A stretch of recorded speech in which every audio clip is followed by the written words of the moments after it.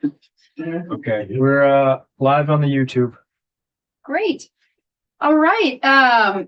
Thanks, everybody. Welcome to House Energy and Digital Infrastructure. It is February 18th, and we are here with Secretary of State Sarah Copeland-Hansis to talk about H125. H125. I'm Representative Kathleen James from the Bennington 4 District. Scott Cavill from St. Johnsbury, W. Essex. Richard Bailey, Lamoille 2. Chris Morrow, Wyndham, Windsor, Bennington. Michael Southworth, Caledonia 2. Christopher Howland, Rutland 4. Territory, Washington 2. Brad Klepner, Chittenden 13, Burlington. Laura Sibilia, Wyndham 2. Jack Locker, Committee Assistant. I get to go too? Yes. Oh, great. I'm David Hall. I'm the Director of Business Services for the Office of Secretary of State. Great. All right. For the record, I am Sarah Copeland-Hansis, Vermont Secretary of State. I understand the objectives of the bill. I haven't watched if the committee has already taken testimony from other folks. And so I'm happy to be here to talk with you about what you're hoping to accomplish with this bill. I brought David along because David is the expert in what our business services system currently captures. And so I don't want to bury the lead, but we don't currently have categories in business filings that would enable us to specifically identify businesses that are operating in the renewable energy realm. And so we're not sure that we can help you in terms of being able to capture who is working in this field in order to evaluate the economic impact of renewable energy businesses. So, not bearing the lead, right out there. Yep. I have a question. Yes. So could you start by just giving us the 2-second overview of your what's your database, who registers, just so that we know we know about your data set. Yes, basically. Yes. So I'm going to have David actually give you the nitty gritty details because he's in this all day, every day. We have a touch point with every business that's operating in the state of Vermont. We're the first stop that they come to in order to establish their business entity. But you should think of us really as the filing cabinet. We take in what the business gives us, but we don't do a whole lot beyond that in terms of asking for more information from the different business entities. So we'll let David jump in. So let me get a sense of the scope of what it is that you guys want to understand, just sort of like the process of when a business comes to the Secretary of State, what they do, why, blah, blah, blah. Just quick. Yeah, we don't Sure. need to bog down. Yeah, okay. So essentially, for everything except for a sole proprietor, which is you doing business under your name, you come to the Secretary of State's office because that's the place the state is designated to essentially form the business to breathe life into a separate legal existence. So that happens by an initial filing, and we have a sort of a whole range of different entity types, and you would pick different types for different reasons, more related to things like tax, governance, et cetera, what kind of business you want to pursue, how much flexibility you need in its organizational framework. That stuff's all sort of governed baseline by statute. And the initial filing and its contents are also governed by statute. It's actually a very small amount of information that's required by law to be submitted to form a business. I mean, it's 5 or 6 data points, including things like who's the organizer, what's your address. You might have to tell us your initial directors, but not necessarily for the most popular entity type. For instance, for an LLC, you don't actually tell us who owns it, who runs it. You can, we've enabled that. But again, I think you'd be surprised at how little data is actually required. So to the purpose of your bill, which if I understand it, is to sort of get a baseline and then a year-over-year set of data about what has changed relative to the types of businesses that are signing up with us. There's a couple of touch points on that issue with our data set. We right now in the online filing use a NEX code, which is a North American Information Classification System. You're probably all familiar with that. It starts at a very high level with, the broadest category, energy, and then it works its way all the way down, and it can get kind of granular. We go to 6 digits, I think. The thing is, most businesses in Vermont are not required to supply a purpose with their initial filing. So there's 2 out of the 11 that have to say what their purpose is, but it can be any lawful purpose.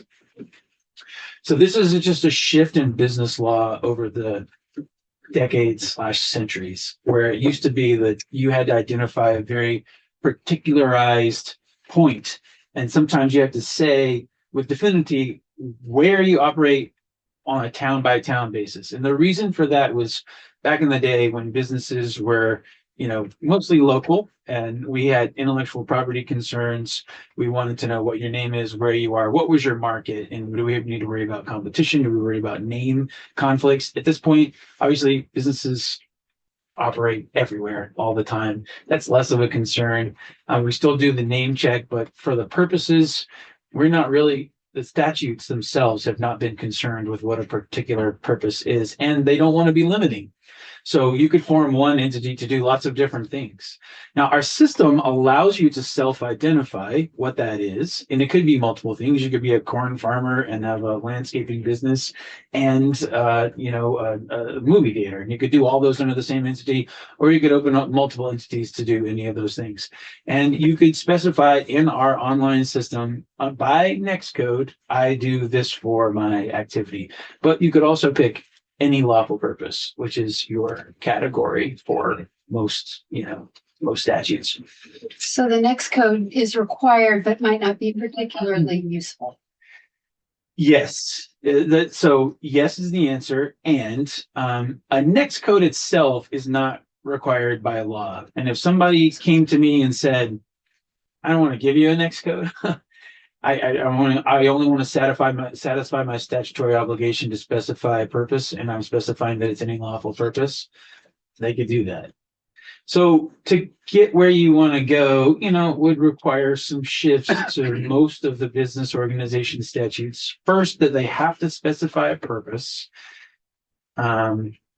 which will be a shift. Second, that even if it were any lawful purpose, they would have to specify a secondary purpose if that's what you wanted. Or I suppose you could do a subset and say, if you're in this sector, then you have to tell us. And then even after that point, it is self-identified, right? Right. So these people, and a lot of people are confused sometimes. Frankly, we try to help. They'll ask us like, well, this is what I think I'm doing. What do you think? What code do you think I should use? And we say, well, here's some options. Ultimately, it's up to you to tell us what your business is. All of this is designed this way, definitely. And I think it's part of the Secretary's leadership is we're looking down the road to where our office probably is a good source of this kind of data, demographic data, business identity data. That's for the most part, that's always going to be voluntary, self-identified data. So I'm not saying it's not useful, but it won't necessarily be complete unless your wisdom as legislature mandate that people specify what their primary, secondary, tertiary purposes are, etc. So that's kind of where we are. Okay. I don't want to speak for our bill sponsor. I'm not sure that we're interested in rewriting Vermont's business statutes to pursue a path of mandatory reporting. So sounds like your database we can cross that off our list. Repertoire? So that's the beginning of their life cycle. What about the end of their life cycle? Sure. Oh, interesting. Because we do want to know about. Right? Yeah. That's a great question. So just like there's an initial filing to form the business with our office, there's a closure filing. Again, it's called a slightly different thing for each of the different types of entities. And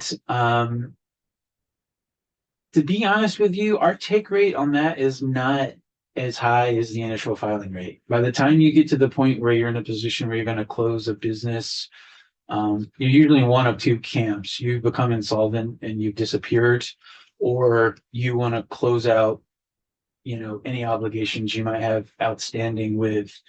That's not true. Let's say three camps. The second would be close out any obligations you might have with the state or with regulators.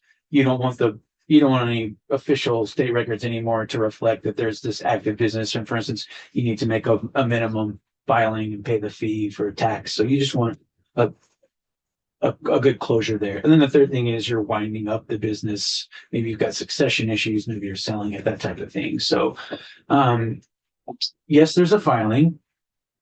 Do all businesses that end file a closure filing? Certainly not. And it can be hard to compel people to do that, because by the time you get to the end of a business, who knows what your circumstances are. But we do take them. Thank you. So how long of a time frame is there from, say, when a business closes, doesn't do anything more with the Secretary of State's business filings before you mark them as terminated? We don't. You used to put them as terminated from time for some reasons, correct? So a couple of routes. So there is an involuntary termination, and that could be reflected in your. So it's a great question. We have various statuses. If you're active in good standing, that means you're up to date. You filed all the things. You paid all the fees. You're great. If you're in one of these other, it could be active pending something happening, like active pending merger, active pending X, Y, and Z. But then you can go inactive. And in that category, it can appear as terminated for certain entities if you have failed to file an annual report as you were required to do. If you have failed to, for instance, notify us that your agent changed, it's something you're obligated by law. If you don't do that, you could go through an involuntary termination or an administrative dissolution, and that would show you as inactive. And in some cases, it might use the word terminated, but there's a distinction, and that is if you get to that point, or you get to the point that you're closing your business and you're doing what's called winding up. That means you're settling all your affairs. But that final step of actually ending the businesses for purpose of the state requires you to file the closure filing itself to tell us officially. We wouldn't do that at this point. Thank you. Sure. Is your business registration database public and searchable? Always, yes. It is out of purpose. That's what I thought. I was just looking for my non-terminated agent LLC. I was like, Is it inactive? was I would assume so. Yes. I could help if you needed. I've got a lot of experience when it comes out. You've been on the new system. No. Ah, This was You're gonna- prior to the new system. you're gonna love it. I did just register a business with the new system and it was delightfully easy. Thank you. Nice. So did my wife. Blew through. So I'm not surprised at how easy it is. Actually, she registered a couple days ago. That's good to hear. All right. Yeah, so that's really helpful. Do you have any, so we're trying to monitor kind of the market as the energy transition is happening. So doesn't sound like we have data that do you have any advice for us, given your purview or what you're, and the answer might be no. I mean, it's, Well, some of the entry, I mean, some of the categories that I saw on your list look like they would have to get a CPG. So at least there should be some nexus to that licensure.